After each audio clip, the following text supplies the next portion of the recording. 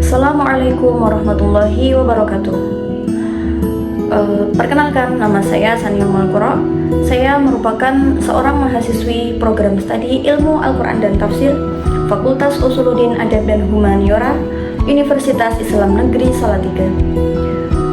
Dalam kesempatan kali ini saya akan menjelaskan tentang sedikit materi yang telah saya pelajari selama 1 semester dalam mata kuliah Ilmu Tauhid. Dalam Islam, akidah merupakan pondasi utama yang menentukan arah keimanan dan perilaku seorang muslim. Di sini kita akan membahas tentang dasar keimanan mulai dari tauhid, Islam, iman, ihsan, hingga berbagai aliran pemikiran dalam ilmu kalam. Semoga pembahasan ini dapat menambah pemahaman kita dan menguatkan keyakinan kepada Allah Subhanahu wa Ta'ala. Pertama, kita akan membahas mengenai apa sih itu ilmu tauhid. Jadi ilmu tauhid merupakan inti dari ajaran Islam yang menegaskan keesaan Allah Subhanahu wa Ta'ala. Tauhid dibagi menjadi 3, yaitu yang pertama tauhid rububiyah, yaitu tauhid yang menekankan keyakinan bahwa Allah adalah satu-satunya pencipta dan pengatur alam semesta. Yang kedua, tauhid uluhiyah, yaitu tauhid yang mengajarkan bahwa segala bentuk ibadah, baik doa, sholat, maupun pengharapan hanya ditujukan kepada Allah Subhanahu wa Ta'ala. Sementara itu, yang ketiga, tauhid asma wa sifat adalah keyakinan terhadap nama-nama dan sifat Allah sebagaimana yang disebutkan dalam Al-Quran dan hadis tanpa menyerupai makhluknya. Iman, Islam, dan ihsan merupakan satu kesatuan dalam ajaran Islam. Iman berkaitan dengan keyakinan dalam hati yang dibenarkan melalui ucapan dan perbuatan. Islam adalah wujud ketaatan kepada Allah melalui pelaksanaan syariat seperti sholat dan puasa dan sebagainya. Sedangkan ihsan adalah tingkatan tertinggi, yaitu beribadah dengan penuh kesadaran bahwa Allah selalu mengawasi setiap perbuatan manusia. Selanjutnya kita akan membahas tentang rukun iman. Rukun iman sendiri dibagi menjadi 6. Yang pertama adalah iman kepada Allah, yaitu meyakini dengan sepenuh hati bahwa Allah Maha Esa atau Maha Satu, Allah Maha Kuasa dan Maha Sempurna.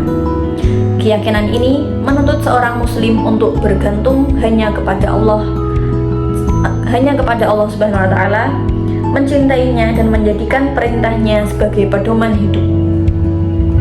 Rukun iman yang kedua adalah iman kepada malaikat, yaitu meyakini keberadaan malaikat sebagai makhluk ciptaan Allah yang diciptakan dari cahaya. Malaikat selalu taat dan tidak pernah melanggar perintah Allah, serta memiliki tugas-tugas tertentu seperti yang telah kita ketahui. Rukun iman seperti nama-nama malaikat dan tugasnya yang telah kita ketahui. Selanjutnya, iman kepada kitab-kitab Allah. Iman kepada kitab Allah mengajarkan bahwa Allah menurunkan wahyu sebagai pedoman hidup manusia. Kitab-kitab tersebut diturunkan kepada Nabi dan Rasul, dan Al-Quran sebagai kitab terakhir yang menyempurnakan kitab-kitab sebelumnya dan tetap terjaga keasliannya hingga saat ini. Selanjutnya, iman kepada Rasulullah atau iman kepada Nabi dan Rasul, yaitu meyakini bahwa Allah mengutus para Rasul untuk menyampaikan ajarannya kepada umat manusia. Nabi Muhammad SAW adalah Rasul yang terakhir yang membawa ajaran Islam secara sempurna, sekaligus menjadi teladan dalam akhlak, ibadah, dan kehidupan sosial. Selanjutnya, yang kelima, iman kepada hari akhir. Iman kepada hari akhir adalah keyakinan bahwa kehidupan dunia bukanlah tujuan akhir. Setiap manusia akan dibangkitkan, dihisab, dan dimintai pertanggungjawaban atas segala perbuatannya, baik yang kecil maupun yang besar. Selanjutnya, iman kepada qada dan qadar. Iman kepada qada dan qadar berarti meyakini bahwa segala sesuatu terjadi atas ketetapan Allah. Namun, Islam juga mengajarkan bahwa manusia diberi akal dan kehendak untuk berusaha, sehingga setiap perbuatan tetap memiliki tanggung jawab moral.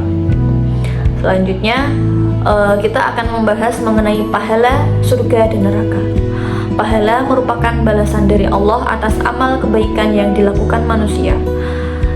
Dan surga adalah tempat penuh kenikmatan bagi orang-orang yang beriman dan taat. Jadi ketika kita sudah melakukan suatu kebaikan atau kita diganjar dengan pahala, nanti kita akan dimasukkan Allah ke dalam surga tersebut. Sedangkan neraka adalah tempat hukuman bagi mereka yang menolak kebenaran dan berbuat dosa. Nah, ketika kita meninggalkan perintah Allah dan kita melakukan larangan Allah, tempat kita adalah neraka. Selanjutnya aliran Qadariyah dan Jabariyah. Qadariyah berpendapat, Qadariyah adalah suatu pendapat bahwa manusia memiliki kebebasan penuh dalam menentukan perbuatannya. Sebaliknya, Jabariyah berpandangan bahwa manusia tidak memiliki kehendak bebas karena segala sesuatu telah ditentukan oleh Allah Subhanahu wa taala. Selanjutnya aliran Mu'tazilah dan Asy'ariyah. Mu'tazilah menekankan penggunaan akal dalam memahami ajaran Islam, bahkan dalam persoalan akidah. Sementara itu, Asy'ariyah hadir sebagai jalan tengah dengan memadukan akal dan wahyu secara seimbang. Selanjutnya, sejarah munculnya berbagai aliran ilmu kalam.